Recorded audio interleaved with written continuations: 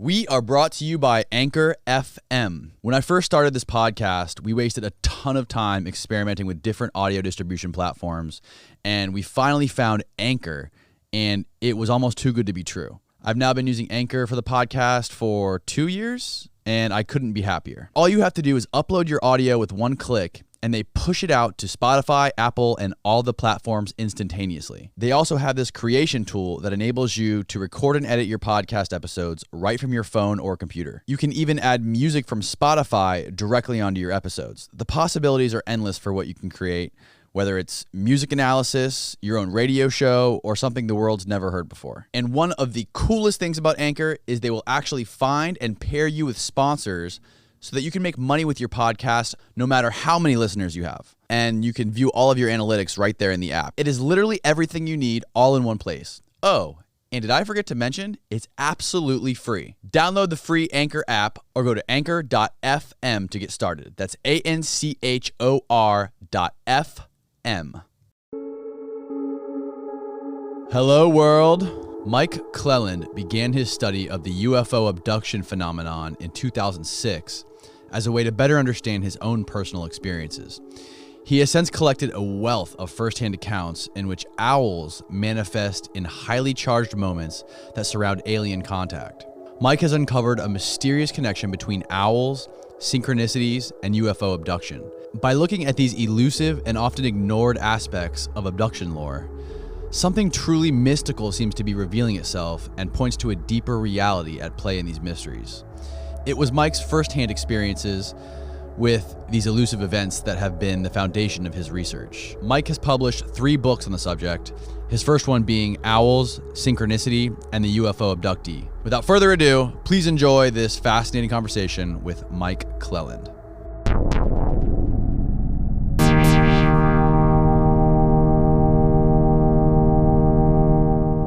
Hello, Mike. Hello, thank you. Thank you for coming on the show. My honor. You've spent the last 10 years studying owls and paranormal phenomenon surrounding owls. A little more like 15 years, but somewhere in there. It's been 15 years. Well, 2006 was really when I started studying it. I got really active around 2009. Why owls, Mike? Okay, so that's the premise of, that's the mystery, basically. Why owls? In the mythology of owls, like the old folklore, the ancient mythology, the wives' tales, the owls seem to... So for ancient man, owls could see into the night. And they, I mean, obviously, ancient man would have seen that, would have recognized that, and the mythologies have built up around that. And not only does the owl see into the night and fly in the darkness, the core of the mythologies would be that the owl would fly into the darkness and then return with a message. And that's really consistent across the world's mythologies. So if we update that to present day, the owl in the mythology can travel to other realms, can travel to other dimensions, can travel to the land of the dead, can travel to the land of the gods, can pass that veil and return with a message. Presently, in my research, I'm finding that parallels much of what I'm finding. So the ancient mythology is showing up present day in real life events. Now, if we turn the clock back 400 years and we're sitting in a village somewhere in South Dakota, and I had a powerful owl experience, a powerful mystical owl experience. I had an experience with an owl where it felt highly charged, it felt important. I would have had an outlet. I would have been able to go to the shaman at the edge of the village and sit in his teepee and talk about or address the mystery of the owl, and the culture would have had some way to grasp that. We don't live in that world anymore. Like, our culture has a tough time grasping the fact that owls have a rich, mythic tradition, and that it is playing out in real time right now. And so if someone has a real experience with an owl, they're about 2 mouse clicks away from finding me. If you type UFOs owls, you're going to find me. And so I have been getting these stories, a lot of them, like once a day, I get a really good A+ story. And so your question was why owls? It's a long answer, but the owls seem to impart and seem to hold and seem to have a resonance that punctuates or that that colors these paranormal experiences. Now, the core of my study has been UFO stuff, but it certainly goes all over the map. It goes to death, it goes to meditation, it goes to psychedelic drugs, it goes to shamanic initiations. These are all well understood in the folklore that owls play a role. So that they show up in connection with UFOs is really interesting to me because that overlaps these other things: death, shamanic initiation, and like a psychedelic trip, and also meditation. I think I said that, yeah. Mm-hmm. So your question, why owls? I wish I had a good, simple answer. I don't, because I'm still struggling with what it may or may not mean. So how did this whole thing start for you? When did you have your first owl experience, and what made you become so fascinated by owls? So in 2006, I went camping with a woman named Kristen, and I was living at the time right next to Grand Teton National Park, and I was working for an outdoor school, and she worked for the school too, and I had been away all summer. And now this seems really funny, and the culture in that town, in that part of the world, right next to a national park, like taking someone camping for a first date is pretty normal. So I kind of said, oh, you must have camped a lot this summer. You've been here all summer. It was August. Excuse me, it was October when I asked her. And she said, no, I haven't camped at all. I'm like, that's terrible. Let's go out camping. Let's go out for one night. And she said, yes. So we went out for one night, and we sat under the stars. And we didn't take a tent with us. We knew there was going to be the weather was going to be nice, so we didn't bother taking a tent. So her and I sat as the sun was setting, and I was making dinner on a little camp stove. And the conversation got really deep, like surprisingly deep. And I remember this is a total stranger, and I'm looking at her and I'm thinking, like, I didn't expect this depth to this person, this spiritual depth to her. And at that moment, an owl flew over us, and then another owl, and then a third owl. So there were 3 owls flying around us as the sun was setting, and we eventually laid our sleeping bags down under the stars, and the owls would still fly over us. They would fly right over our faces, and they would blot out the stars for just 1 second. It was so mystical.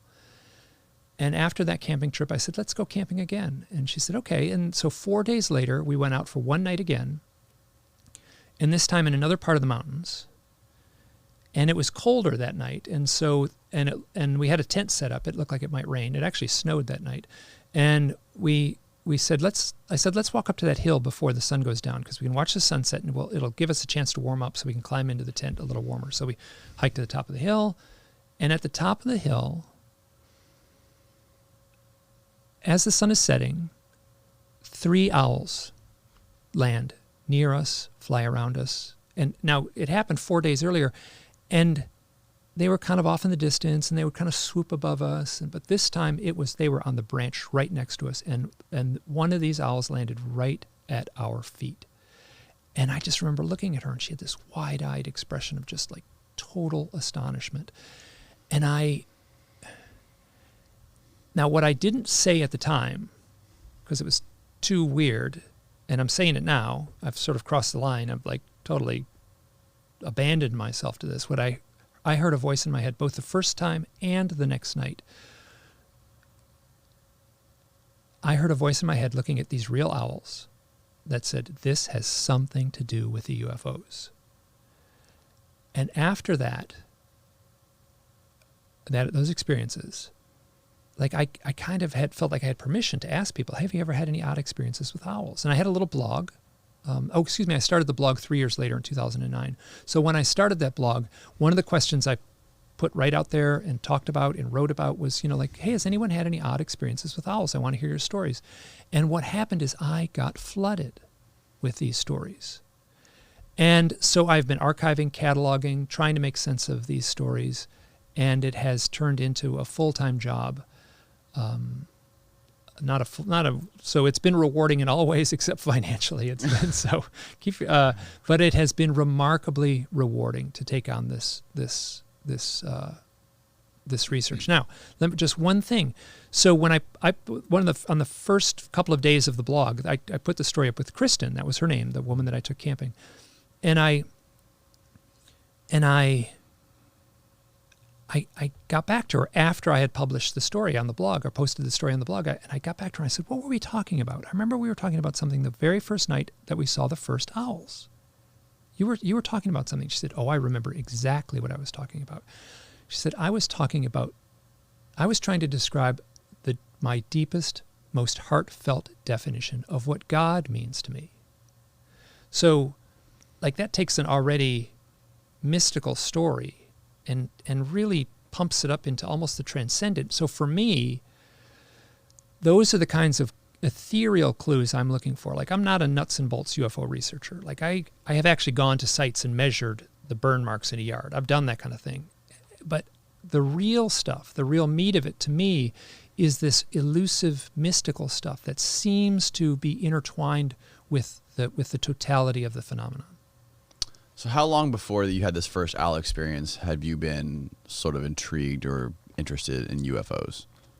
Well, as a 12-year-old boy, I was walking home from a high school football game. So the high school football field was close to my house, and it was what all the kids did on a Friday night. So, and this would have been October. I was living in Michigan. It was a beautiful night. I was walking home with a friend, and I wanted to be home in time to see a television series. Do you know the TV show Kolchak, the Night Stalker? I've heard of it, but I've never seen it. It was a predecessor to the X-Files. It was about a reporter who looks at ghosts and zombies and vampires and stuff like that. And so we got to a point in the neighborhood, and there was this bright orange flash in the sky. And we both said the same thing. We both kind of went, what just happened? And all I saw was this orange flash. It felt like God flipped a light switch. Click. The sky turned bright orange. Click. This went back to normal night. Like everything, the whole sky turned bright orange. There was no noise. Then we went through the little checklist. Could it have been like a meteorite? Could it have been like a telephone pole exploding? Could it have been a plane crash? Did something?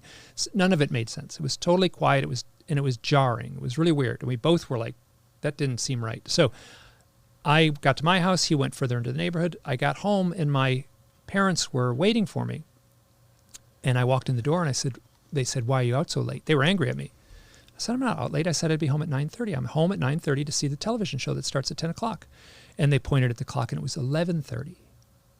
So somewhere I lost 2 hours of time, between an hour and a half to 2 hours of time.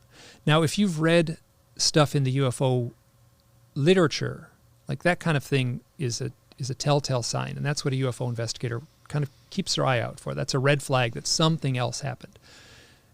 This was 1974. I didn't know any of that, so I was just bummed out that I didn't see this television show, and I was really like annoyed that my parents were mad at me for something I didn't do. Like, I didn't understand why I was out so late. So the next Monday morning at school, we're sitting around with my friend, and there's a bunch of kids at the cafeteria table, and I said, this weird thing happened on Friday night.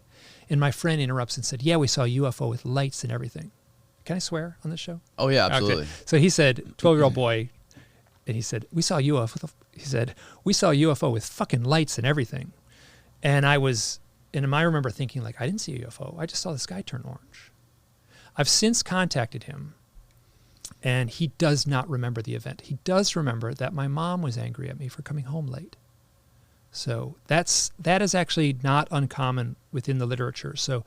Or the literature of like UFO studies, that two witnesses will have two separate things. So that's one story beforehand, before seeing the owls. Did you ever tell anybody about this that remembers when you told them about it? Oh, like, do they remember like you telling this story prior to the whole owl?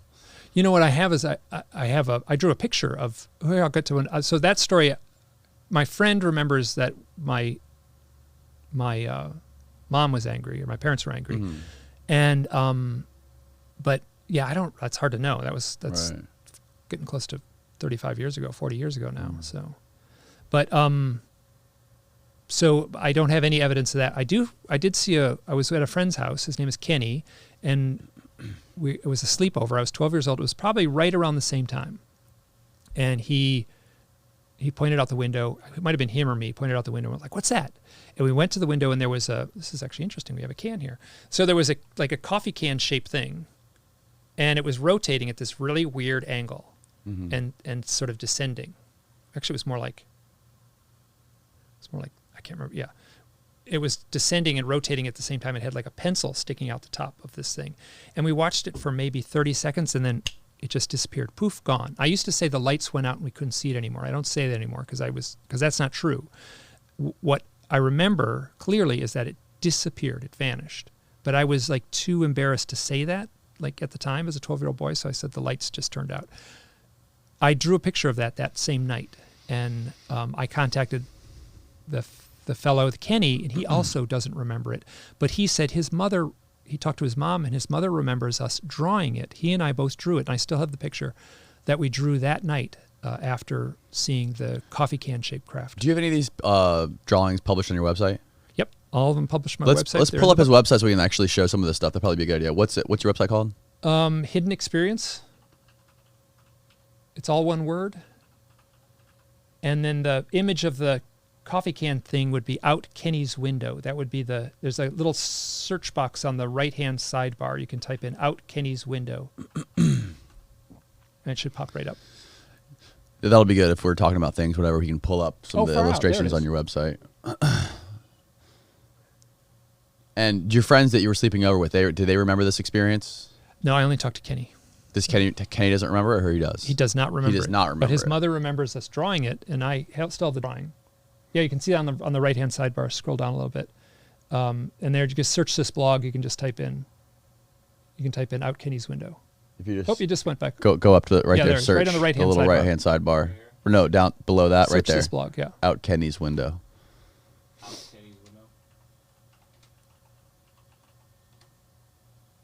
Yeah, there we go. So there's the image. So that's Okay. that's an updated drawing that I did recently. Okay. And You then just scroll down a punch little in on bit. that, Jordan. You can double-click it, and it'll show up big. Okay. Yeah. So that's a drawing I did recently that captures what I saw. But if you scroll down back to the blog there, there's an image that I drew. There's sort of a strange motion. There was an accompanying little dot of light, a pinpoint of light that keep on going down. It should. There we go. There's the drawing I did that night. So you drew this the same night you saw it? Yep. Within minutes. Both Kenny and I drew it. Wow. Kenny doesn't have it. So yeah, you can double click on that. It'll grow up big. It's not working. Okay, that's Okay. fine. So, there was an accompanying little dot of light in the sky. So you can see that I'm kind of, the dots are numbered 1, 2, 3. So when those little dots, it kind of went blink, blink, blink. Those dots were not exceptional. That would have looked just like an airplane in the night sky. Nothing unusual about those dots. Mm-hmm. But when that dot, like the coffee can was descending, the dot was traversing across the sky. When those two met up, that's when it disappeared. Wow. So ever since those two experiences, you've kind of been intrigued by UFOs, by UFO phenomenon. I've certainly been intrigued. I didn't start going around 1992 or 3. I got a UFO book. I just bought it. Mm. I said, well, this is a topic that interests me. And the book was fascinating. It was called The UFO Casebook by Randalls. The author's name is Randalls. And then I bought another one. And then all of a sudden that was all I was reading. Mm. And that's almost, 25 years ago to 1990. Yeah, 1992. So, and there's one more story, which I also did an illustration for. I was 30 years old. I was living in Maine in 1992, which is interesting. It was about the same time I started reading UFO books. And I woke up in the middle of the night. I was alone at the house.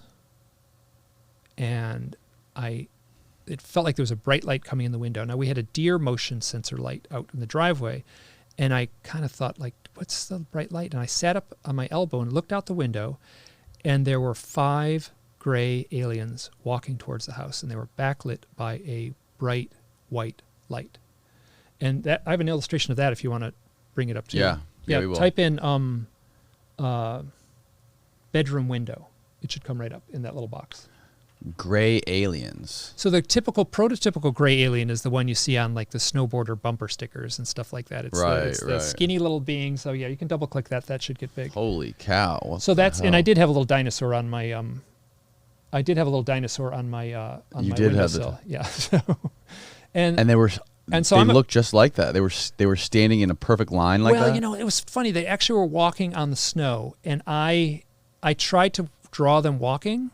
And it distracted from it. So it looked like they were trying to dance or something. But they were all in a line like that. Like to try to draw them walking was a little awkward. Mm-hmm. So they were actually walking, but I drew them standing, and they would have been walking. Now that light in the background would have been about the size of a washing machine. You know, like it would have been perfect. It was like a landed flying saucer, but that's not my memory. And now, is it okay if I just go on about this? Because this. Okay. So, please. This accompanying this, like I got up the next morning and dismissed it completely as a dream, right? So but when I saw this out the window, I looked at this thing. This is scary, right? I should have like jumped out of bed. I should have like locked the doors. I should have like grabbed a knife and defended myself. I didn't. I heard a voice in my head that said very calmly, "Now is the time to put your head on the pillow and shut down." And that's exactly what I did. I just rolled over and went to sleep. What also accompanied that moment was this sensation. It was dream-like, but it wasn't a dream. I feel strongly that it was not a dream, but it was certainly dream-like. There was a weird clarity. There was a weird quietness to it. There was this sort of head in the fishbowl quality to it. I have since talked to many. I didn't have any place for this memory, this experience. I could not place this. Nope, not going to deal with this. This was a dream. I'm not going there. But since then, I have talked to so many other UFO witnesses or witnesses that have had close-up sightings. I talked to one woman, and she described seeing a UFO from a car. She was like on a street in LA, and a flying saucer flew over her car and got right above her. And she has some distorted time stuff with that event. And she said to me, you know, when you have 2 magnets and you try to push them together, they go click, and you pull them apart and you switch one halfway, and then you try to push them together, they'll sort of push against each other. There's this kind of warbly sort of energy she said, being that close to the UFO, that flying saucer, was like being in between the 2 magnets in that warbly, weird energy. And when she said that, it was like, she knows. That's exactly what it felt like. Like that's the best description I've ever had of that sensation. Within the literature, that's often referred to as the Oz factor. It's not that the scene is quiet, it's that it's too quiet. It's like all the sound is sucked out. So I was seeing that out my window. I had this distorted sense of reality.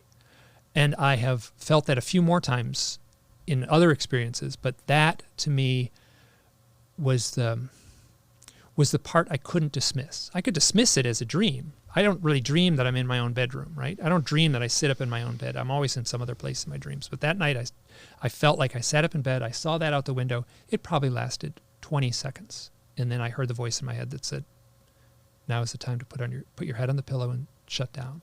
And the next morning, I never even bothered to go out and look if there were footprints in the snow.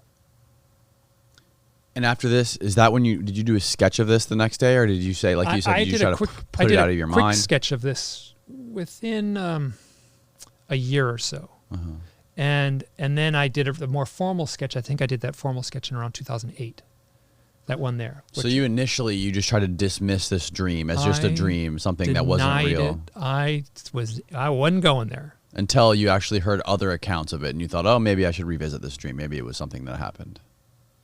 Until I started looking into my own experiences. So after that experience in the mountains with Kristen, I saw a real owl. I heard a voice in my head that said, this has something to do with UFOs, a message, right? So I got a message from who knows where it was from. Could have been from my unconscious, could have been from the owls, it could have been, who knows. But I definitely saw real owls and in my head heard the booming words, this has something to do with UFOs.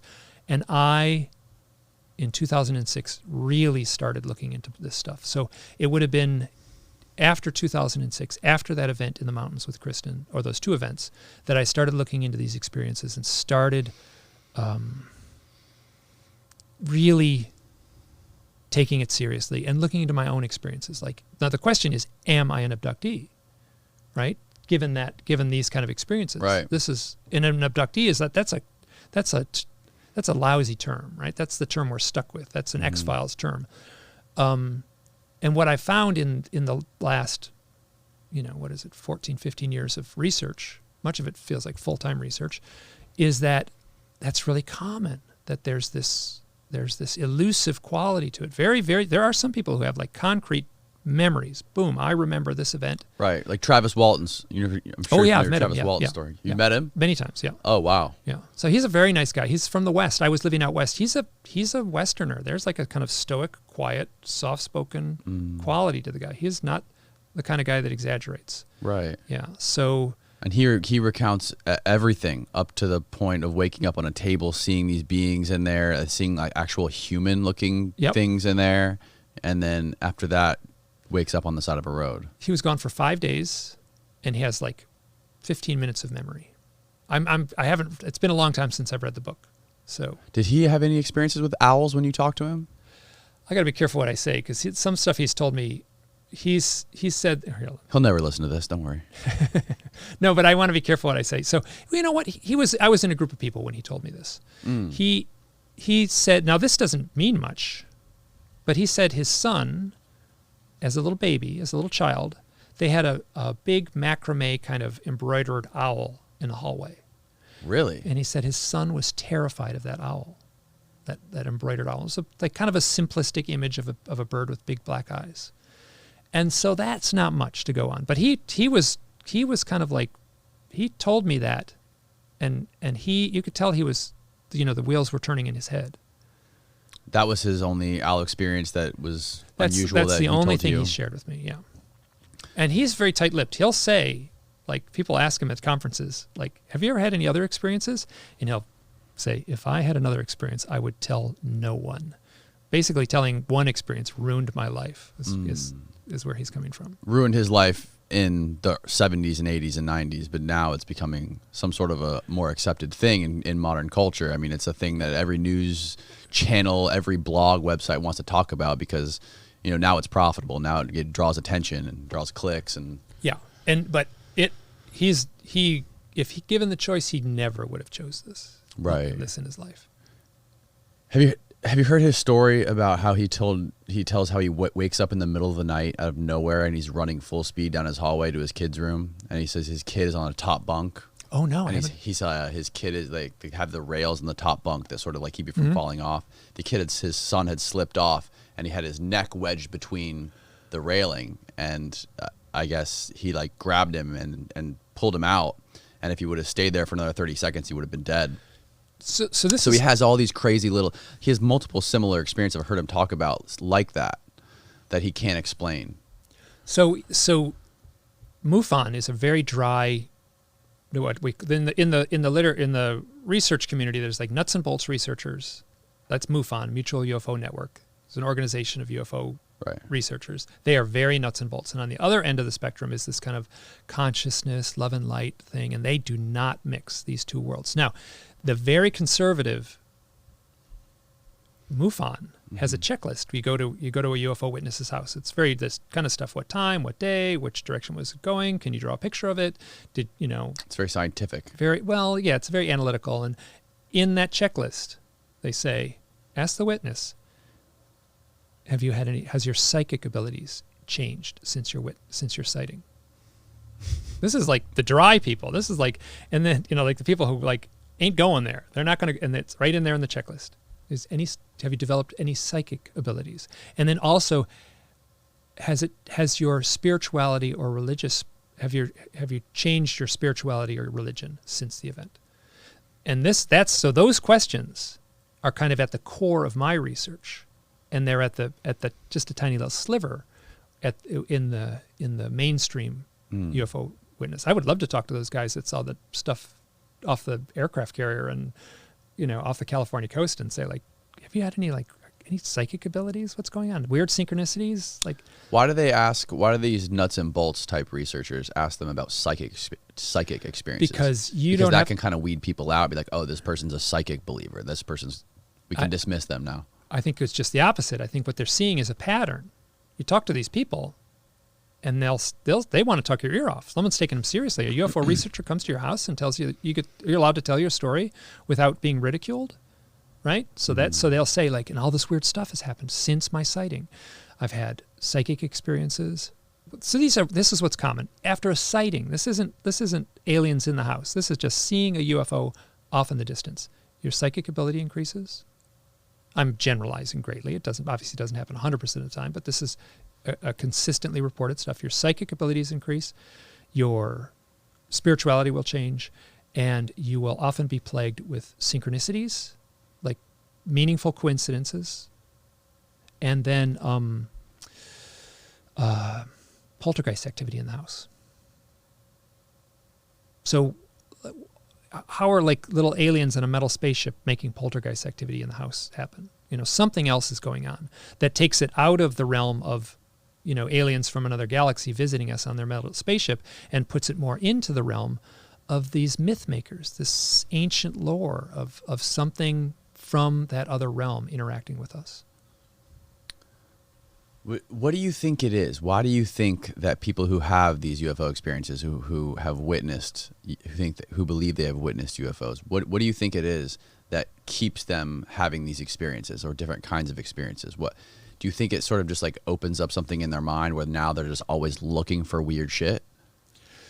Possibly. Yeah. So possibly that's one of the problems with the UFO community, is because once you've seen this stuff and once you've seen the weird shit, like, you're open to everything. And, like, let me tell you, like, it's like, you got to be careful how open that door gets, because there's a lot of people within the UFO community who are primed to, like, believe in conspiracy stuff. And some of the nuttier, right, like, fringier stuff that, like, I'm looking for conspiracies. I'm looking for the weird stuff.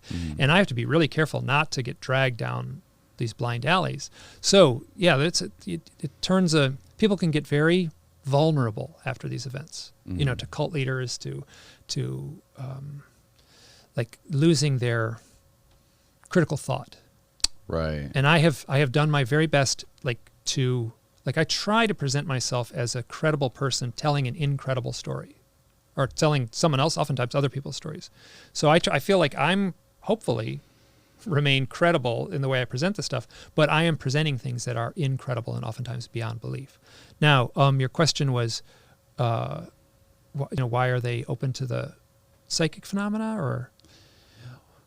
Well, the psychic question regarding the UFO researchers talking to these people. Oh, yeah. Asking about psychic abilities or psychic phenomenon. To me, that kind of, my first reaction to hearing that is like, okay, let's see if this person believes in psychics. Let's see if they believe they have psychic abilities, or that could be on par with saying, okay, when's the last time you saw Bigfoot?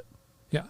Okay, now we can just dismiss this fucker because he's, he just believes that he's some chosen UFO abductee, and, he's going to believe in every conspiracy that we put in front of him.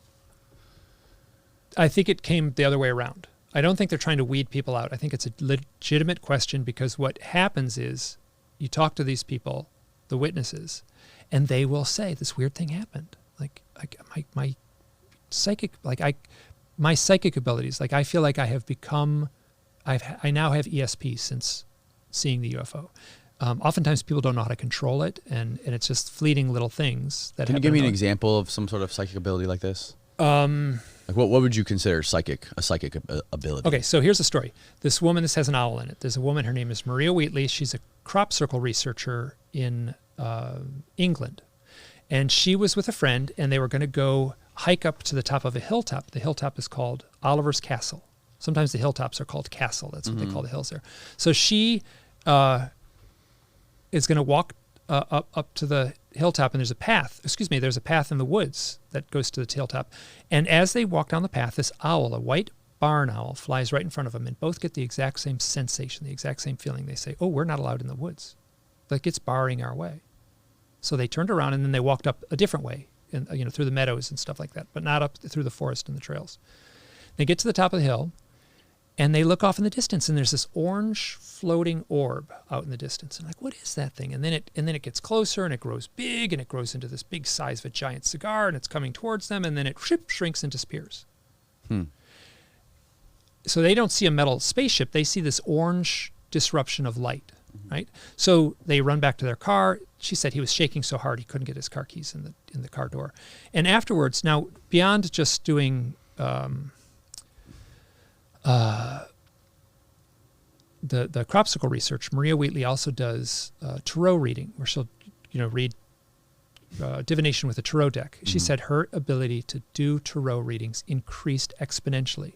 She said it got really high and then it tapered down a little bit, but she feels she is much more mystically in tune with doing tarot readings than she was before seeing the orange orb in the sky.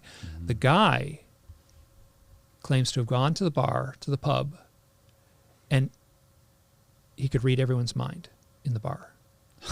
Could see what everyone was thinking, and it freaked him out. It was not a good thing. Like, he freaked out, and that eventually eased off.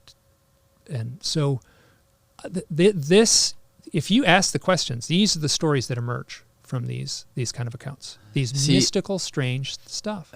My problem with the whole psychic thing and the tarot cards is that my experience with these psychic type people is that most of them are, at least in my experience, they're full of shit, and they're hustlers. Some of them are, absolutely. And whenever I hear that kind of stuff, it just inclines me to dismiss whatever is going on around it, because they're, for the most part, you'll get probing questions, or they'll sort of guess about things based on your appearance or your life or whatever, and they'll keep going down that way by sending probing questions. Don't you get don't you ever get the sense that some of these people that are reaching out to you, they're familiar with your research, they're familiar with your story, so they know if they come up with something that's similar to what your expertise is and what you've been studying for 15 years, that it's kind of like the same thing. They're just kind of trying to mirror your story, or trying to come up with. There's no real hard proof of any of this stuff. It's just hearsay, right? Well, there's multiple witness cases, right? So two people see something at the same time. Both people have to be lying in those situations. Right, but when it comes to psychic abilities, you can't really. Sure, you can test those. Oh yeah, you can prove those. You can test those. How could you prove that? You can just do a laboratory experiment. Talk to Dean Radin. There's a researcher out of California, Dean Radin. He's written a bunch of books. He worked for Bell Labs, I think, and he worked on some of the SRI, which is the remote viewing that the government did. I think he was slightly involved with that. Yeah, so it can be. You can study that. It's not 100%. It's difficult to study, but you can. You can get results through scientific measures. It's totally ignored within the sciences, except the people that are doing this are coming up with consistent results. Yeah. What did he find out about SRI? I can't remember what the acronym is. He was involved with he's involved with an organization called IONS, which is Institute for Noetic Sciences, which was broke away, I think, from SRI, and that was started by the astronaut Edgar Mitchell, who was one of the fellows who walked on the moon. And when he came back from the moon, his job was to land the craft on the moon. Right. And so after he did that, and they're flying home, his job was done. So he didn't have to do anything. So all that he could do is just look out the window. You're looking out the window for a week, and you're out in space. And he said he had what amounted to a mystical experience. He's a physicist from MIT. And he had this magical, mystical, blissful experience, looking out into the heavens, which makes sense, right? Right, of course. You're riding through outer space. Yeah. So he has and he came back and he said, he talked to some people and said, look this up. I had this mystical experience. He tried to describe it, and these people came back and said it's called the closest thing we can find is called a samadhi experience, which is a feeling of oneness with the magic of all. I'm paraphrasing that poorly. Right. And he said, oh, okay, well that's what that's what I had, so that's what I'll call it. And so he started this organization that studies that, and Dean Radin is involved in that organization. So In your, I'm not a scientist, so Right. I'm a journalist more than a scientist, right? Right. So I'm not trying to prove or disprove anything. I'm trying to collect enough stories to back up the hypothesis that was in a way thrust into my lap. out of all these stories, these owl stories and these UFO stories, how many of them have like video or photos of these things happening? Like photos of a craft or a light or a being or a giant owl? So you mentioned like 4-foot tall owls. Okay, I got no pictures of 4-foot tall owls. Okay, so I got a lot of pictures of owls. People send me pictures of owls all the time, right? So the close-up owl, like people will say, I've had UFO contact, an owl landed on my back porch, here's the picture. It's an owl. It looks like an owl on the back porch. The story is more important to me. People will say, like, I was called to get my camera and go outside and take a picture in the dark of the roof. And they do, and there's an owl in the picture. So, I'm cataloging those kinds of stories, and I'm trying not to weight them too much, right? Because some of them are pretty, like, loose, and Right. but at the same time, you see a pattern. You see that same story emerging. Now, your question was, so I don't have any. You know what I do have? I have an audio.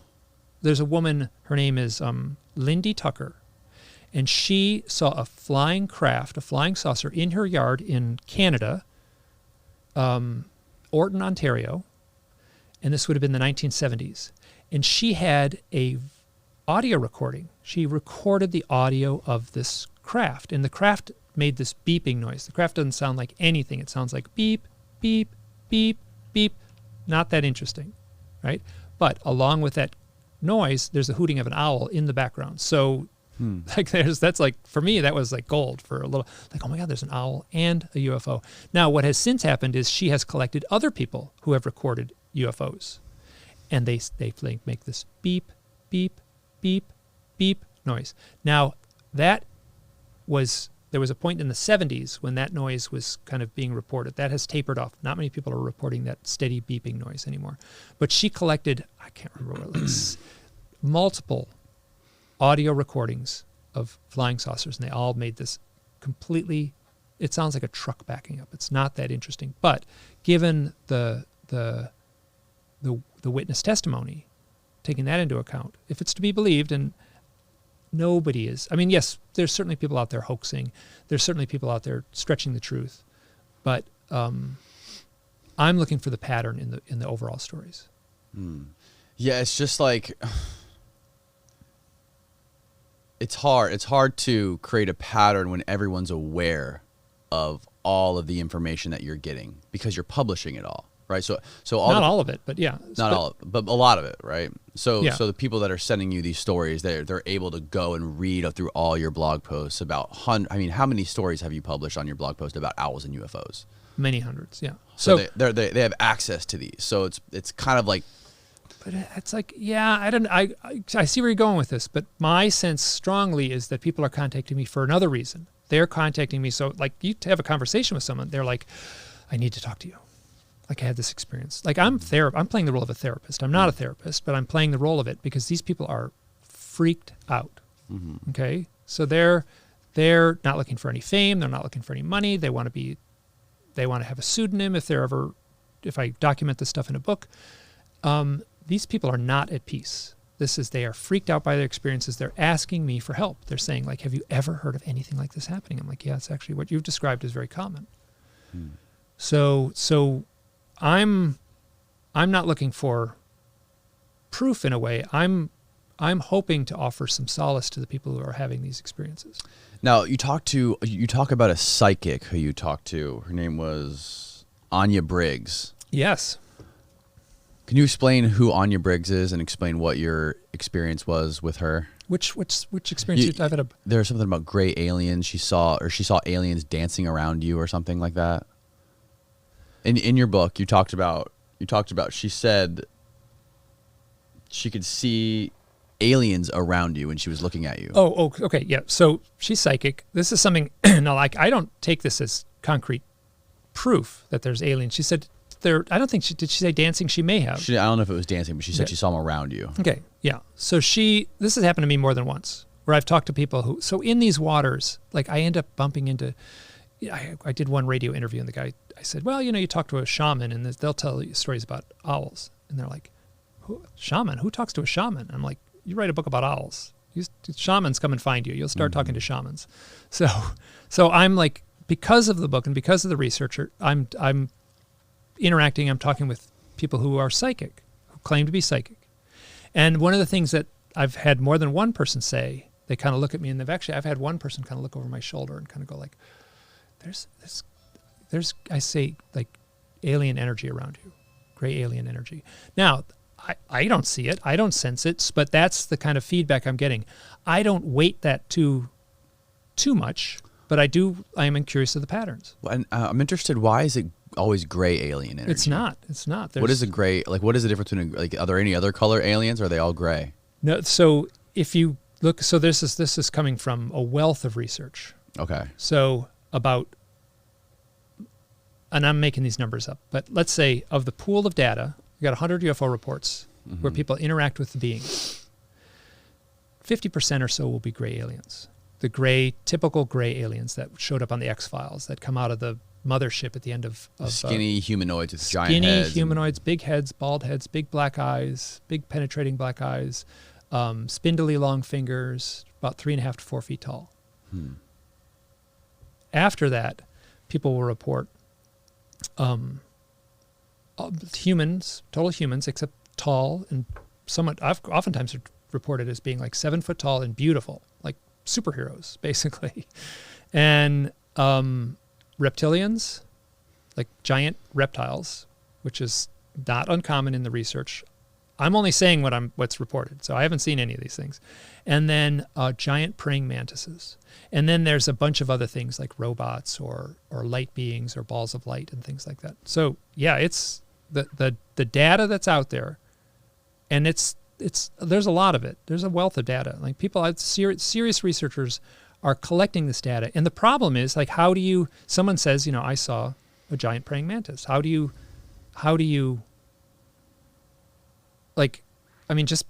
yes, it's an incredible story. It's a story beyond belief. But you hear that story 100 times, and you have to take it seriously. Have you heard of the story? I'm sure you have. The Zimbabwe UFO encounter where the beings came out of the ship and talked to the little kids. Yep. Have you talked to any of those people? I have interacted through messaging and emails with a woman named Emily Trim, and she is one of the little girls. She was there's a documentary, or there's some footage that was done by a documentary film crew at the time with Dr. John Mack. Now, Dr. John Mack, who went down there, was the chair of the psychiatry department. He was a doctor of psychiatry for Harvard. So he's a credible researcher. So he went to Zimbabwe to talk to these kids. And the kids they hadn't read any literature. They weren't open and predisposed to, or weren't influenced by, science fiction movies and things like that. Rural place in Zimbabwe in the early 1990s or mid 1990s. So those kids were reporting. One of the things that they were reporting was telepathic communication.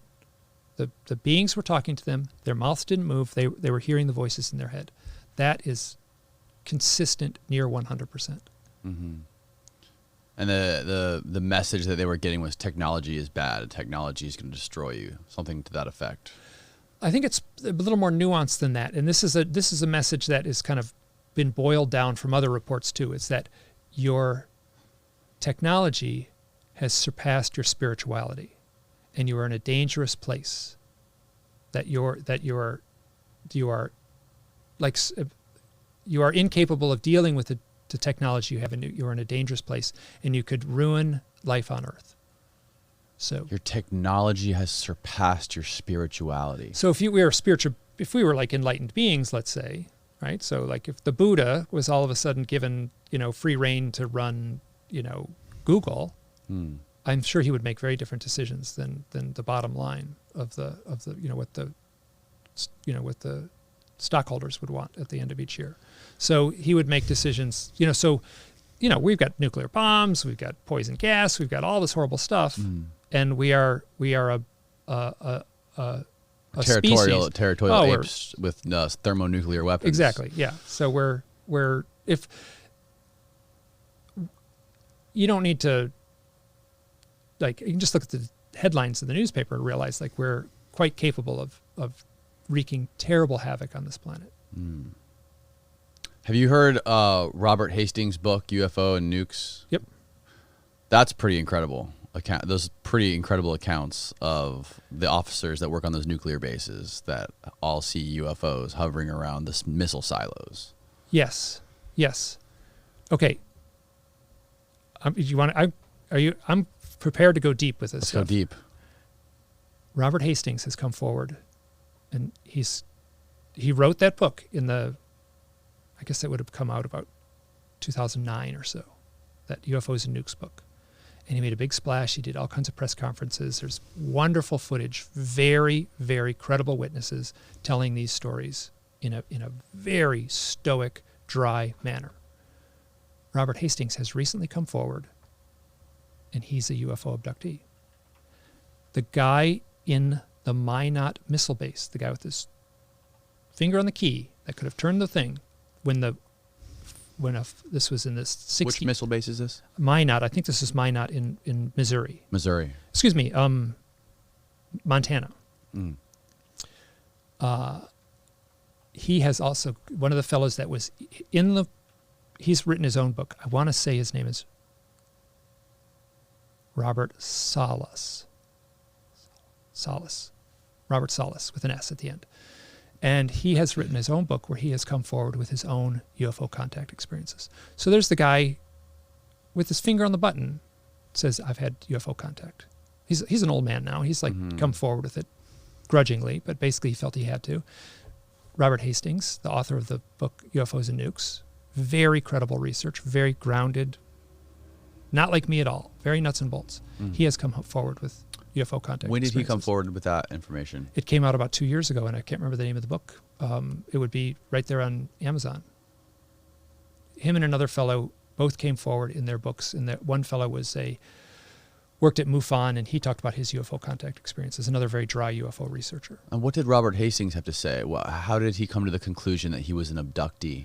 I haven't read the book, so I'm going to be very cautious on that. So okay.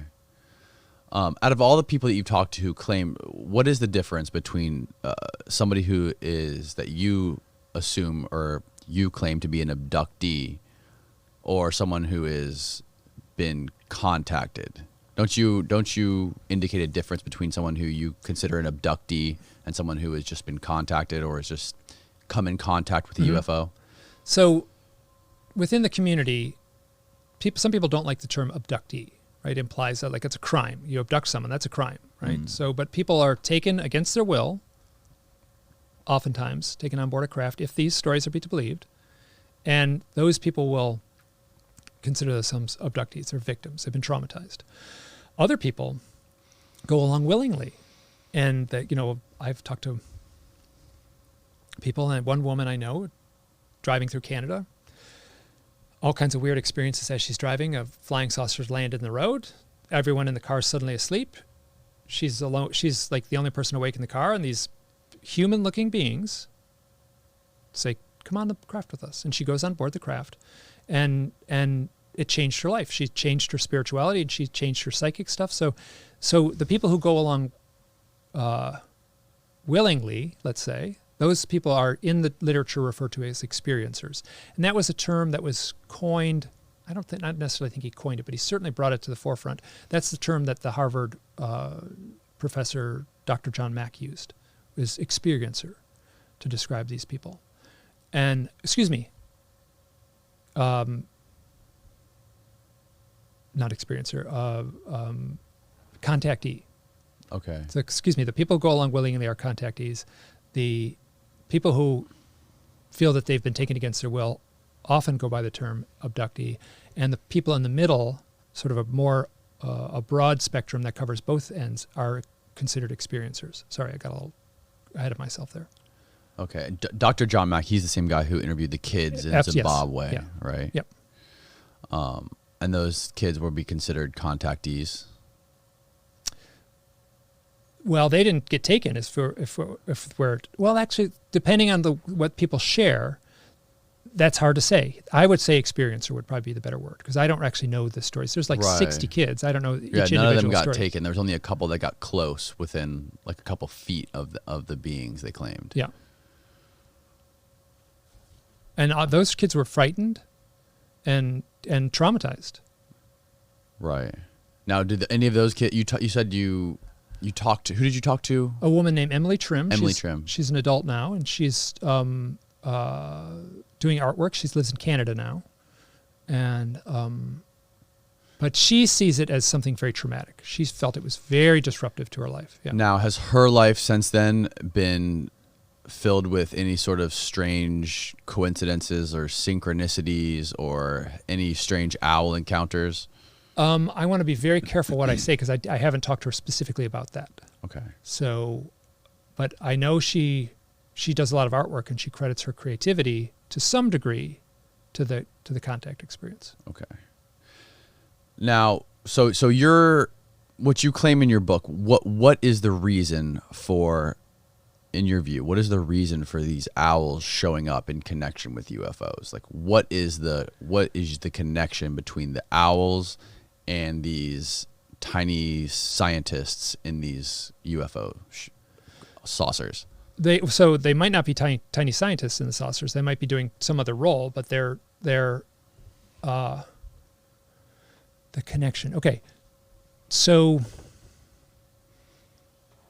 there's a term archetype, which means that somehow within our Plato originally used the archetype, and then the term archetype, and then then Carl Jung used the term archetype in more modern research, and they both are implying that there's a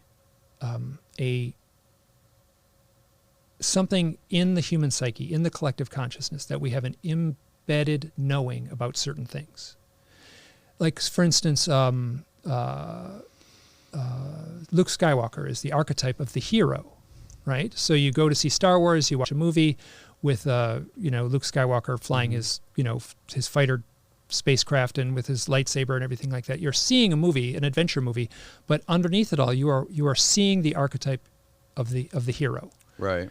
So, and we know that we can tap into that, and I would argue that we can tap into the archetype of the owl. Like, I talk to a lot of people who see owls, and almost no one says, "Oh, I saw an owl." People will come to you and say, like, "I saw this owl." It might do nothing at all. It might have been on a fence, and they said it was so powerful. Like, it was so striking to see an owl up close. So, along with that, well, culturally, they're just tied with like spookiness or and have horror been, yeah. And that goes right into the Bible. There's parts where owls are mentioned in the Bible, and it sounds just like if it was like a spooky movie. They show up in places where they are like a set piece when within the Bible they're talking about like the wasteland, the barren, the desert, these lonely, spooky places. And they'll say there were owls there. So that's exactly right. That has been within our psyche for forever. So, but if there is a deeper meaning, now I'm going way out on a limb with these ideas here, but if there's a deeper meaning within the owl that we can tap into subconsciously, and they arrive at the moment of UFO contact. So this is totally, what's normal is I get stories like this all the time. Walking through the woods, I looked up, I saw an owl. The next thing I knew, a flying saucer passes right over me. That's very common. So the owl, they're seeing a real owl, and it is showing up in the context of a UFO contact or a UFO sighting. So is it a punctuation mark? Is it like an explanation? Is exclamation point within the narrative of their reality? Does that make sense? Like, if the owl is showing up for some reason, if only so the person pays attention more. That is so you ask, like, why owls? The simplest thing I could say why owls is to pay attention. It's like a symbol to pay attention. Another thing I say, it's an alarm clock. It's like it's a ringing bell, like forcing you to pay attention, forcing you to wake up. So what does that have to do with if it's a real owl versus, I mean, how could it not be a real owl? Okay, so you were a little bit ago. You asked about the 4-foot tall owls. Right. So there's two avenues of the owl sighting. One avenue is a real owl, and what is very commonly reported, and I get this a lot, is here I'll tell a little story. This guy at a UFO conference, people in a group, they sit in a circle like an Alcoholics Anonymous meeting. And they talk about hello, my name is Joe, and I think I've been abducted by aliens. It's basically the vibe of it. Ooh, I'll take some coffee? Yeah, just a little bit at the bottom of that. Great. It's strong. Good. And so, perfect. And then they tell their stories. They tell their experiences. And I was in this once, and this was at a UFO conference where there's a big people go to UFO conferences, and people who have had the contact experiences will show up at the conference, and then they will often have a support group meeting at night. It's closed to reporters and things like that. So there's a guy sitting off in the corner the whole time, and he's kind of like this the whole time. And he at the end of the meeting, he kind of raises his hand. So listen, I have to ask people in the room, has anyone here ever had any odd experiences with owls? And this guy almost fell out of his chair when everyone rose their hand, including me. And he was just so he told his story. So this is the story that shows up a lot. He's driving down the road at night, and he sees this big owl on the side of the road. It's 4 foot tall. And he goes right up to it. He rolls his window down. He looks right at it. It's right next to his driver's side window. And he looks at this big 4 foot tall owl. And he gets a really bad feeling. And he drives home. Later, he's a photographer. Later, he goes into the woods, and he knows there's an owl's nest in a tree. So he's taking pictures of this owls. And he's looking at the owls. And he says, I don't think that was an owl I saw on the side of the road. So he went through hypnotic regression to try to figure out what he actually saw.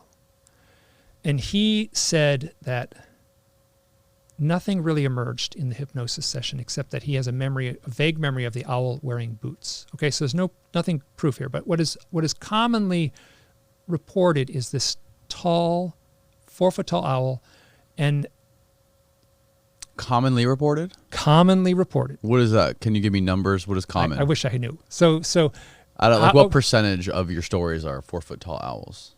25%. Wow. Maybe 50%. Less than 50, more than 25. Somewhere in there. Okay. So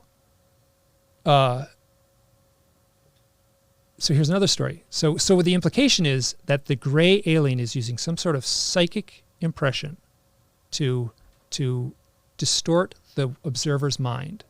This is so common in the literature. And so there's and I've heard it many times, you listen to the hypnosis transcripts or the hypnosis recordings where someone will say oh, I saw a 4 foot owl on the road. And then the hypnotherapist says, describe the owl. Well, it's bald. It's got big black eyes. It's skinny. It's wearing a shiny uniform. It's got long fingers. And I don't think that's an owl.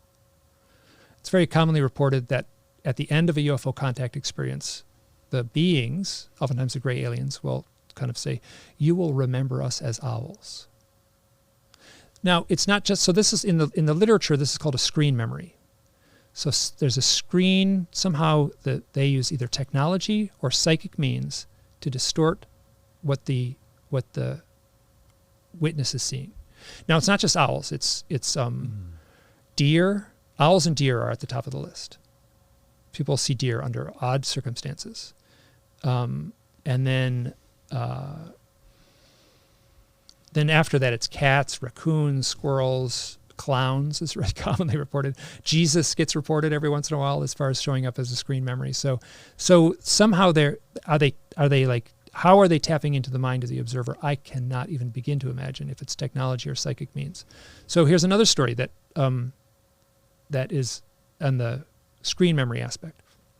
There's a woman I know her well. I trust her. She was working at a girls' school for kids. She was 19 years old, a summer camp. And there was buildings, and she walked from one building to the other, and she had to kind of walk through a trail. So she wasn't deep in the woods or anything. She was just between two buildings. And she could hear kids, the girls playing in the background. And she turns a corner, and there's a gray alien standing by the side of the trail. And she looks at the gray alien, and it looks at her, and she hears this sort of echoing, reverberating voice in her head that says, owl, owl, owl, owl. And she watches this being turn into an owl. like whoosh, morph into an owl, turn around and run into the woods. So I got a couple stories like that. One with deer. So I'm just saying, all I can do is report what people tell me. Right. So but you hear your 500th story of someone seeing a 4-foot tall owl on the side of the road while driving at night. Yeah, it's got to drive you crazy, right?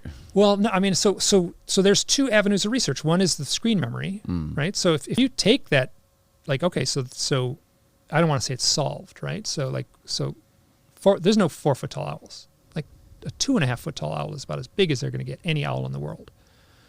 I mean, that's a big owl, 2.5-foot tall. 3-foot tall owl is, you're right on the line of like, maybe, but 4-foot tall, no way. And so, I mean, this is what people talk about, driving up to an owl and it's standing on the road, it's looking over the roof of their truck. And it doesn't make sense too. Like if you're an alien from another dimension or from another galaxy, why would you just be standing in the middle of a fucking road? Okay, so let's think about this. So if you are an alien from some other realm and you want to abduct someone, and if you show up as an alien standing in the middle of the road, they're going to freak out, right? So if you show up as something familiar that wouldn't be that unusual, an owl, then okay, there's an owl on the side of the road. You know, so a deer on the side of the road. It gets a little murky when Jesus shows up, but right. So, so the implication is they are using an animal that wouldn't be unusual to see, and that they are using some sort of screen memory, some sort of induced hypnosis, let's say, to get into the mind of the observer and mess with it in a way that makes them think they're seeing an owl when in fact it's a gray alien standing in front of them. Now, once, like I cover that very early on in my first book, the screen memory aspect. Mm-hmm. And then I'm much more interested in the people who are seeing real owls. I think that's much more fascinating to me. It's much more mysterious to me. And I feel like it taints your research when you go to a UFO conference and start asking people about owls, because everyone's going to want to talk about, it's connected to aliens or whatever. I feel like if you go outside of people who are interested in UFOs, just regular people, and ask them about owls. Have you ever done that? Just like Sure. Casually asking people if they've had any odd experience with owls. Oh, yeah, and then, all the time. Really? Yeah. And owls are such weird animals. Like, have you seen, I'm sure you've seen the videos of people on YouTube who have them as pets. And they hang out with them, they like pet them, and they like chew on their finger a little bit. So they're very, very, just like, it's mind bending the way they move and their aura that they have. There was a hilarious YouTube comment on a video. Somebody said owls, they're animals. They have bird hardware with cat software. Yeah. So they can, yeah. So unlike other birds. Most birds are sort of twitchy and nervous looking. They're, owls are not, because they're not scared. They're not twitchy and kind of like jittery like normal birds are. Not like at all. Even a parakeet or a parrot or something or a seagull. They're what's crazy about owls is that they're like one of the top predatory birds there are. Like owls kill hawks. Yeah. So owls have specialized eyes to see in the dark. Obviously, they hunt in the dark, they fly in the dark, they can fly through the forest in almost complete darkness, right? Because of that, their eyes are really big. Their eyes collectively are bigger than their brains. And then their eyes are not shaped like they're shaped more like a tube rather than a circle. So we have circular eyeballs, they're a ball, so we can look back and forth.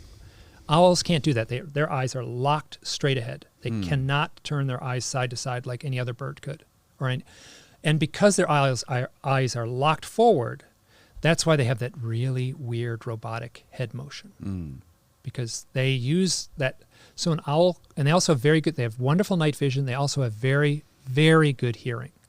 So they can fly at night in the forest, through the trees, near complete darkness, and they can listen. Their feathers are specially designed so they're very quiet, and they don't make any noise when they fly, so they can look down and hear the sound of a mouse on the ground while in flight, and that's how they hunt. Right. Are there any other birds or animals that have eyes like that are long and locked in place? I can't answer that. I don't think there are any other birds. I think it's only the owls that have the night vision hardware. That's wild. So, and so they so owls are, so they did some scientific testing. They had a totally dark, they took a barn, they made it totally light tight, 0 available light, and then they could control the amount of light. So they put light in that would be, to our eyes, undetectable, like lower than we could see. And then they put an owl up in the rafter, and then they let mice go in the bottom of the barn. And they said they had better results when they put like forest duff on the ground. So the mice were like walking on, making the little crunchy noise, like as if they were walking across leaves and grass and stuff. So they'd let a mouse go, and the owl, in almost near darkness, would get the mouse 100% of the time. When they turned it to total darkness, the owl, only using its ears, can't see anything, would get the mouse 75% of the time. That's roughly the data. Wow. So you don't stand much of a chance if you're a little mouse in the woods at night. So. Do you think that the owls have the ability to see into like another dimension? Isn't that the question? I have no idea. I would love that that's a great avenue of speculation. And I had fun speculating about that in the book. Like, I have no idea, but isn't that, so that if they can see into another dimension, that answers why they show up in haunted house movies. That answers why they show up in ghost stories, right? Ghosts come from another dimension. So well, if any animal could see into another dimension, it would be an owl, right? Because they have the most advanced visual sense and auditory sense than probably any other animal, right? Any other vertebrate, and their eyes are so enormous, and they can see in virtually pitch black.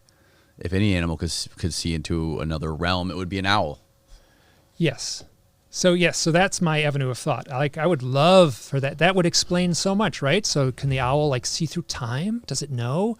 Like that the UFO is approaching, right? Mm. Why do owls show up before a UFO then, right? Given that logic, maybe there's like some the UFO gives off gamma rays and the owl can see it, and the owls are curious and they're just like, wow, what's that thing over on the other side of the forest? I'm going to fly over and look at it, right?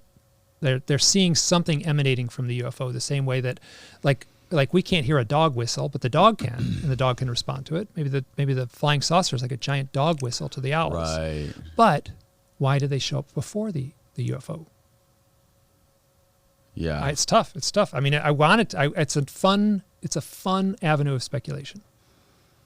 Do you think it could be a possibility that the owls are trying to warn us about something, or do you think it's sort of like the whatever the beings are kind of tapping into the owls and trying to like make sure the coast is clear and make sure there's not going to be any witnesses or something like that? If that's the case, then the owl is absolutely the perfect animal to do that, right? Because they can see in the dark, and if you're like, so that implies that the aliens somehow can read the mind of the owl, right? So the owl flies into the location, they scope it out, they say, okay, there's no other witnesses here, there's nobody else on the street, everyone else is in bed, I can hear that it's quiet. If there was someone in the house walking around, the owl would be able to hear it. If the owl is sitting on a tree branch near the house, it's not going to cause any, it's not that interesting if someone sees that or notices that at night. If there's a gray alien standing in the yard listening to the house, that might, if a witness saw that, if a neighbor saw that, it might be pretty strange. So yes, so there's a way to think about that. But given that model, the UFO occupants would have to tap into the mind of the owl somehow to like, or do they abduct the owl and put a little sensor in it, just like, we would in a drone, like a little video camera in the owl? It doesn't seem too far-fetched that they could tap into the vision of an owl, or tap into the mind of an owl, just to use it as kind of like a surveillance cameras. It'd be the perfect surveillance camera. Yeah, I speculate about that in the book, and I'm cautious because I get dead-ended anytime I go down that road. It's like, why would they do that? Why is it happening so often? What's really going on? Well, so here's the question. So the overlap between owls and death, right? So Right. people, it is very common for people to report owls either most often after someone dies. And I've got so many accounts like this. Can I tell a personal story? This is like happened to me. Yeah. Okay. So this is like, I'm the witness. I'm right here. It's like, Okay. so my mother was very ill. This is going back to 2013, and her health was failing. And I was called she was living in North Carolina near my sister. My sister was helping take care of her. And I got a call and said, Mike, Mom's unconscious. They don't expect her to regain her consciousness. So I flew to North Carolina, and I was sitting by my mother's bedside when she died.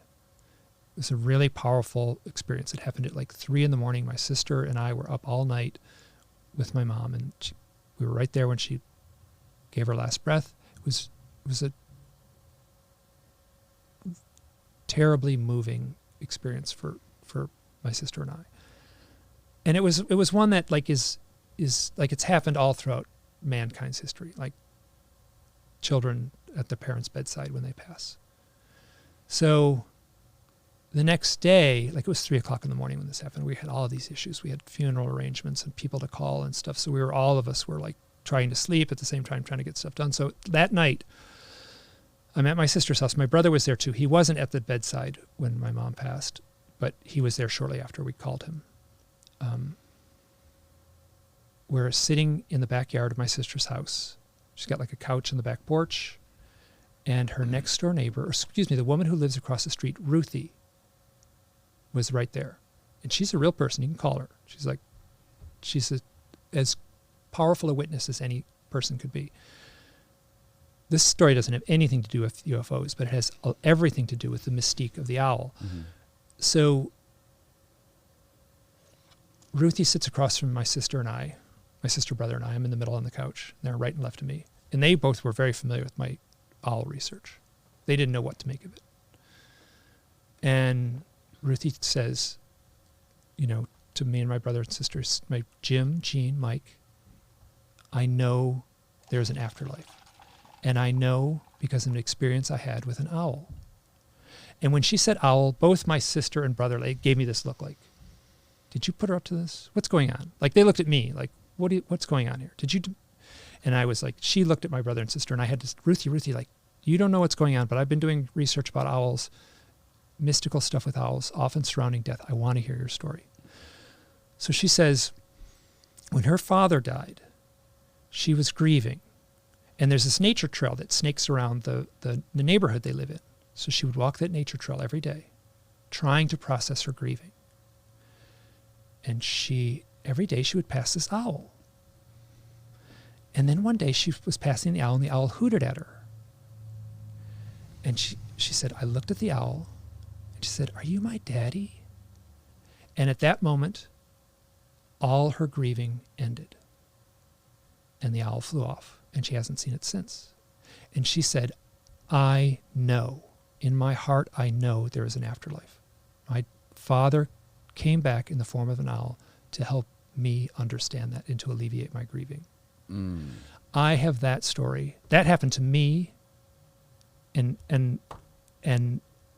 I have that story so many times in the research where people will say, like, often a child will see an owl after one of their parents has passed, and they will talk to the owl as if it is their parent. That is normal.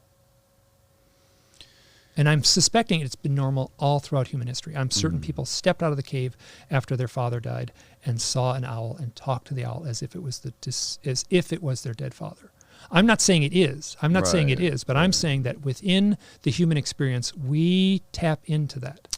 Well, this ties back to the whole phenomenon of the synchronicities, right? Like when you dedicate so much focus to one thing, it appears everywhere. Absolutely. Just like the 1111, or like in my experience, that there's a crazy story that happened, crazy thing that happened to me a long time ago. I won't tell all the details. I would bore you with it, but there was this girl that we found swimming in the ocean off the Cayman Islands. Random girl. We were diving in a boat. No boats around us anywhere, and some girl was swimming in a dress, and was in our boat when we came up from scuba diving, and she was like fucked up on some sort of drugs. We don't know what it was. She was like on mushrooms or something, and she had 242 tattooed on her ankle. And me and my buddy who were diving together, we both noticed her tattoo, and now we see 242 everywhere we go, right? It's like a synchronicity. It's just like, because we have that crazy experience that we were both there, we both noticed her tattoo. Now me and him, I mean, almost weekly, we'll text each other these crazy things where we'll get a receipt that's 242, or we got some crazy call that was at 242. I feel like this happens with so many things. People that think who have had one experience with a flying saucer or a UFO, they're always looking in the sky for this stuff. Now, like people who have never had these experiences, they don't. Most people aren't looking into the sky. Most people are focusing ahead. They're staring at their phones, or they're driving down the street, or they're staring at a computer screen. They don't have time to. They're too involved in the rat race of life. They're not looking at the sky, trying to find meaning in something. But people who have had one experience that kind of jolts them out of reality, now they're kind of like open to more of these, anything that resembles that happening again. That's me. Right, Yeah. that's you. Right, exactly. And it seems to be the same thing with a lot of people who have these UFO experiences. Absolutely. Yeah. So, I mean, it's funny. You go to a UFO conference, you can actually, I use that as an example. That's the great way to, like, you get a bunch of people in the same room together. All of them are enthusiasts. And I would argue that many of them have had contact and are embarrassed to say it oftentimes. So what happens at a UFO conference? You get someone at the bar and you get a few glasses of wine in them and I'm like, oh, well, what's going on? You know, like oftentimes the really stoic, dry researcher will say like, oh, you know what? I had this experience. And then they'll tell like the experience that sounds like missing time. And, Right. And so That's so much fun to talk about too. And you were saying like going to a UFO conference, aren't you like predisposed to like meeting people with, and like, yeah, that's why you go there. Right. That's like you go there, like the plumbers go to the plumbers conference, they Right. can talk to other plumbers, you know? So, but the, okay, I got to circle back to where you were starting me from this. The being predisposed to this. Mm-hmm. So you can go to a UFO conference and say, ask someone, what's your number? And they won't skip a beat and they'll say 1010. Or they'll say 1111, or they'll say 1234, or they'll say 333. I get a lot of grief from that. I've had some powerful, like some of the most powerful experiences I've had are often punctuated. I'm looking at your watch right now. What time is it? 12:23. Okay. I was trying to read it upside down. I would have like proved myself. But okay, so I tried. But Try me in 7 minutes. Oh, well, it's cheating. It doesn't count. 7 minutes. So yes, you're predisposed to like have these number of things. But as far as my own experience, 1, 2, 3, 4 has shown up a lot in my nuttiness. And so it's like, you know, like the timestamp on a blog post, the timestamps on clocks and things like that. So this is the way I say it. I say, I'm not going to start a new religion because I saw 1, 2, 3, 4, but I'm going to take note of it. Oftentimes in the book, I'll just say, you know, I noted Right. the timestamp was 1, 2, 3, 4, and I don't want to, you know, I mean, I recognize how paranoid that sounds, but I mean, you're pulling on these little threads, and Right. sometimes the thinnest little thread will, if you pull on it and find the end of it, it'll have some deeper meaning. Now you mentioned in your book you spoke to briefly with Jacques Vallée about your story, and you asked him about.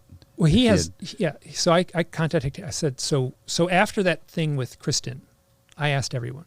I started doing my own. Which one was the one? That was the Kristen, first. that was the first owl experience? sightings in the mountains. Okay, your first experience. My first experience with just owls. They were seeing owls. A voice in my head said UFOs, but I was seeing owls. So I was shameless. I was on fire with just like, I was reaching out to everyone. Reached out to everyone. I found phone numbers that were hard to find. I managed to dig. So I got a hold of Jacques Vallée. I only talked to him through, actually I sent him a paper letter and he sent me his email address back. Yeah. So, so I said, have you had any odd experiences with owls in your research? And he said, I had a story. This was in France. I think it was in France. Men are driving down the road two guys in a car, and it's at night, and this owl goes bloop and drops right out of the sky and lands in the road in front of them. It's disoriented. It's flopping around. And then they stop the car, and they get out of the car, and there's a flying saucer above them. So the owl... So that's the only story he has. So they're a witness to what he calls a close encounter of the third kind, a close-up UFO sighting. So he speculated, just in this written note, he speculated that something of the alien propulsion system must have disrupted the owl and disoriented it. Right. The owl's flopping around on the pavement, on the ground, just above them is a hovering flying saucer. Wow. So this is, and I'm like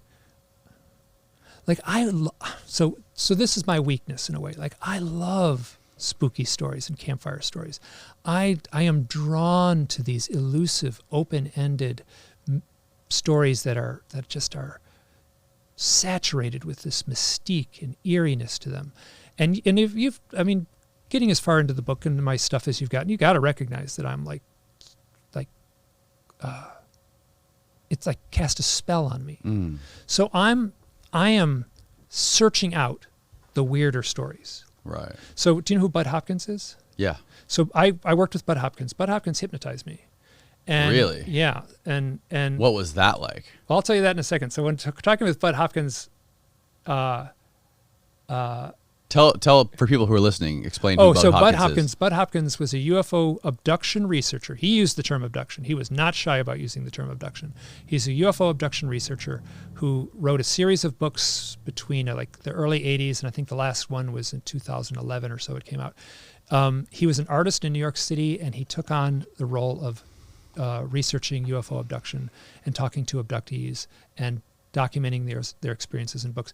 At the same time, everyone who worked with him will say he was a thoughtful, sensitive, caring person who was doing two things. He was researching a complicated subject that's beyond belief.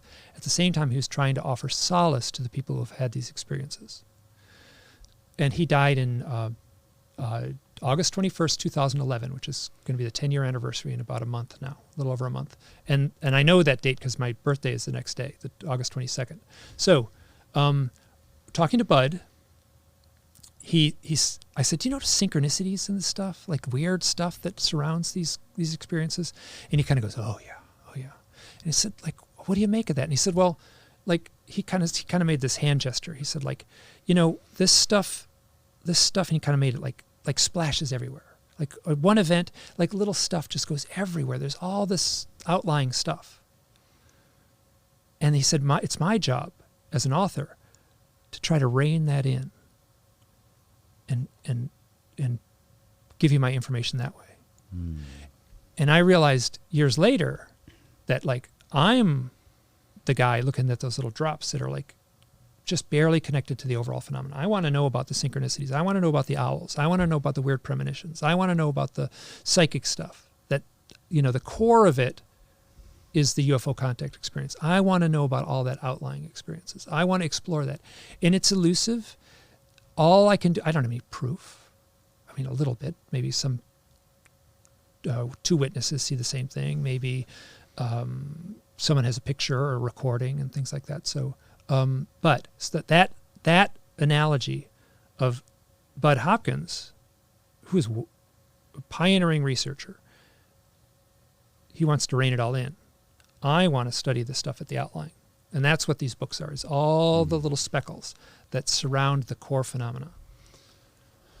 So how did he hypnotize you? What was that? How did you get in touch with him? What made, did you want to get hypnotized, or was he more interested in hypnotizing you? What brought this about? I used to live in New York City, so I used to go back and forth to New York City and visit folks a lot and stuff. So he was working in New York City. And at the time I was living there in New York City, I didn't have any interest in this at all. But I left New York City when I was about 30, and then I was living out west. And then when I was out west in Idaho is when I really started to dig into this research and dig into reading the books, and started eventually dig into my own experiences and do my own research.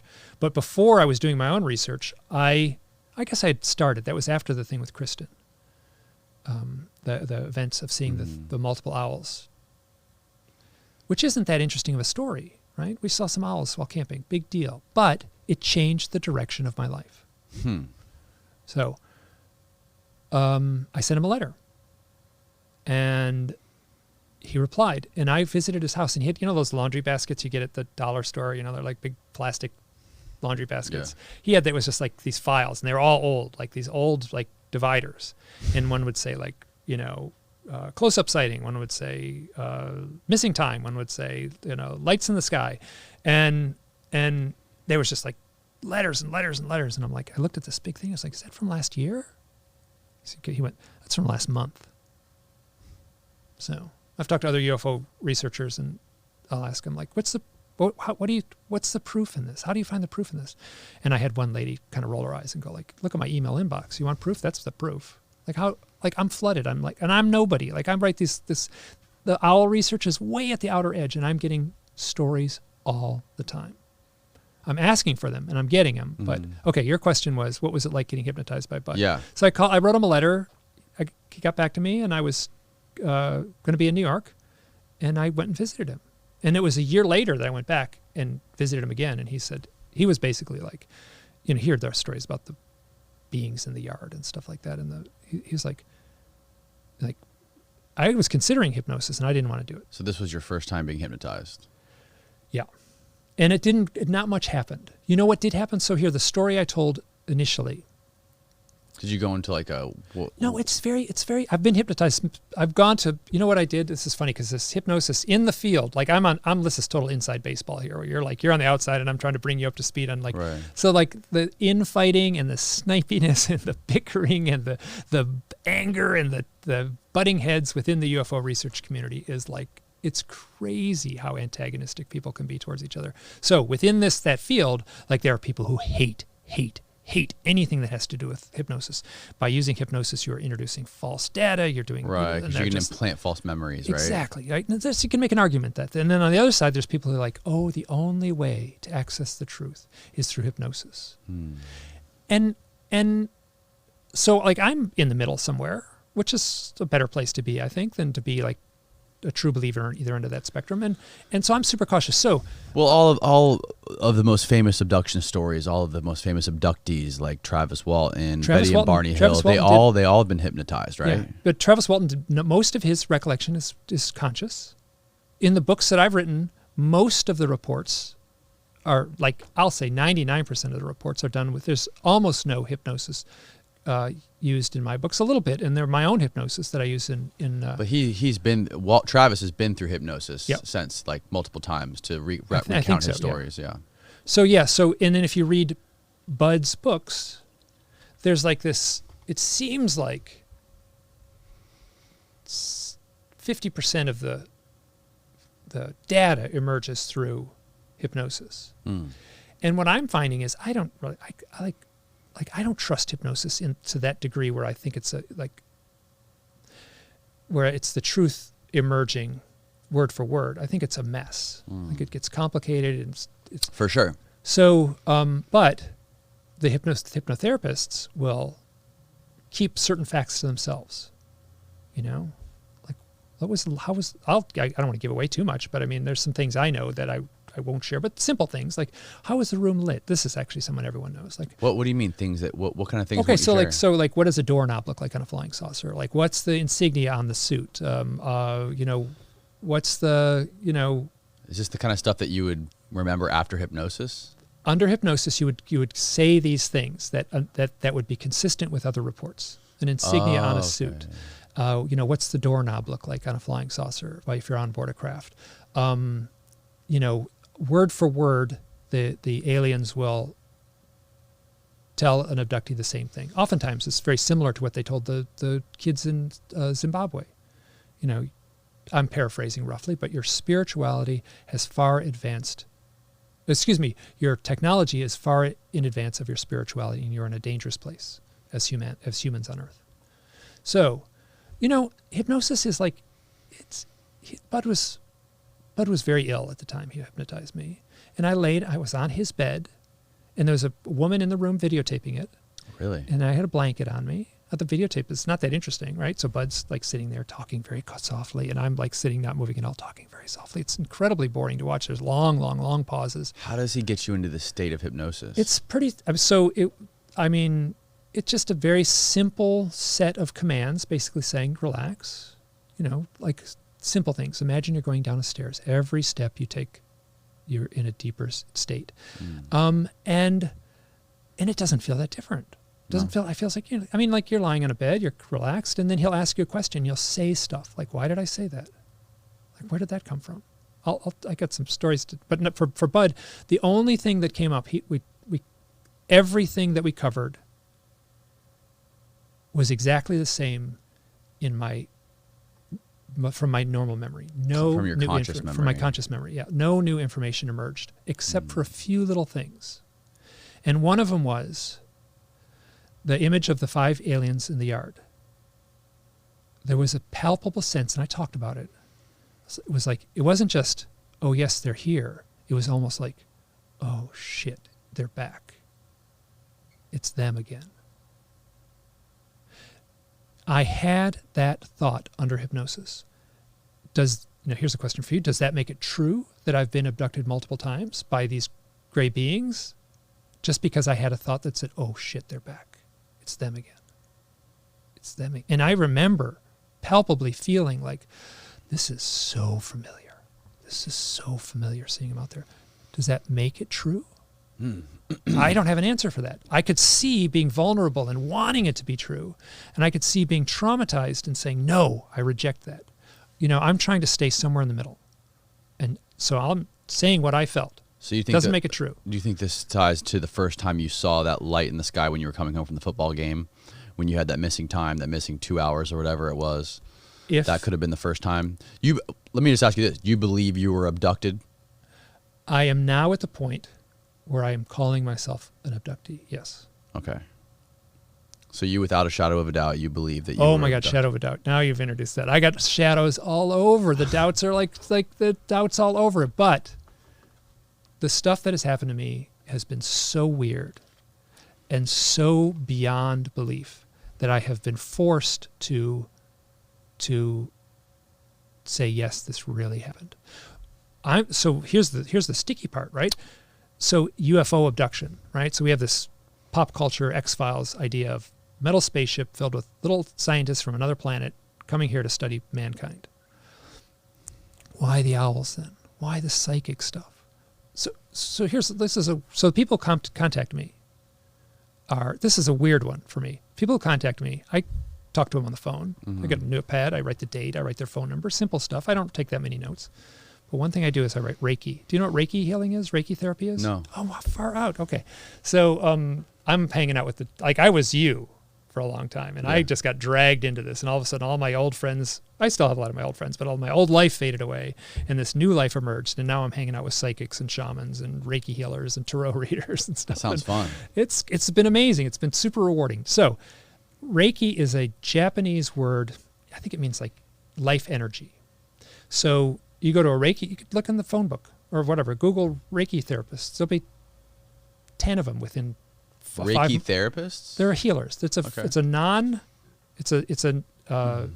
form of non-physical. You don't touch the person. So a person lays in a meditation table, and a Reiki healer will, like often something simple like stress. Like, oh, I've been super stressed out. I'm not sleeping well. So a Reiki healer will go through these protocols, and they'll put their hands over your body. About a half hour later, say, okay, you're done. And the person will go home that night. And sometimes, not every time, the person will say, I slept great. Health issues. So anyway, I write on the paper, Reiki. I know to do this now. Reiki. And I just wait. It's like, oh, I got your letter about UFOs and owls. And now we're talking on the phone, right? So you said you saw a UFO and had an owl experience. Let's hear your story. And they tell the story. And the people are emotional. They need to get it off their chest. It's not like if they're trying to fool me, people don't cry when they're trying to fool you. Like, it's very common for people to cry when I talk to them. I mean, people cry from trauma. If you talk to a Vietnam vet or something like that, they're gonna, so powerful emotions. So I would just wait. I said, what do you do for work? So I'm a Reiki healer.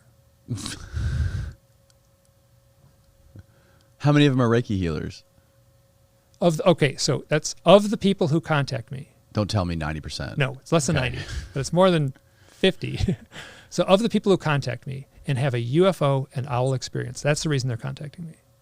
Half of them are Reiki healers. That's a rough estimate. You don't even so go back to our spiritual. Listen, I'm extrapolating now. I'm speculating, right? So the UFO occupants say, your technology has far outstripped your spirituality. And you get these people, like I know a guy, he's a teamster. He's got tattoos. He's like, a blue collar truck driver. Truck driver. He said he's had UFO contact experiences. Just one day out of the blue, he's like, I gotta learn to be a Reiki healer.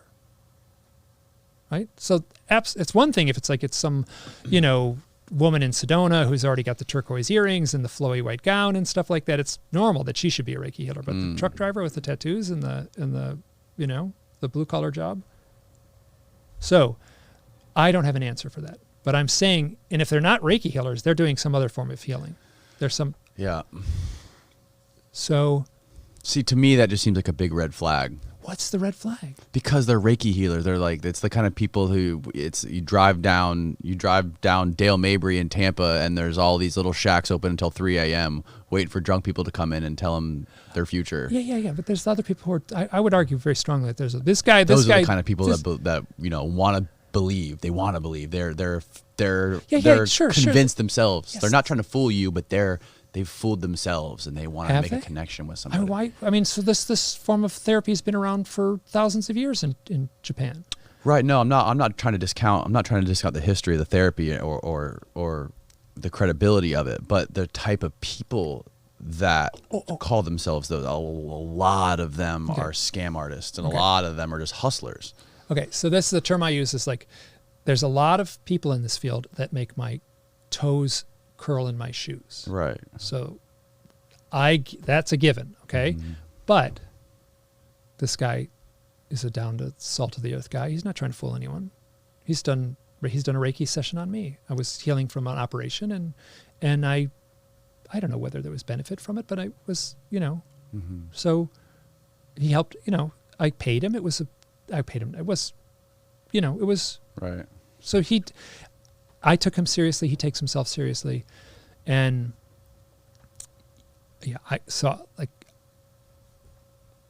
I'm saying, yes, there's people in this field that can make your toes curl in your shoes. At the same time, there's this powerful mystical stuff that exists within these accounts. Okay. So going back to your first hypnosis, and you mentioned those 5 gray beings outside your window, and you recounted like, oh no, not again. Yeah. And that's not something that you consciously remembered from this experience. From you called it kind of like a dream, like a very vivid dream. And you kind of, what your conscious recount of that experience was like, okay, they're here. It's time to go to bed. It's time to go back to bed. Put my head down and just go to sleep. Exactly. But when you went under this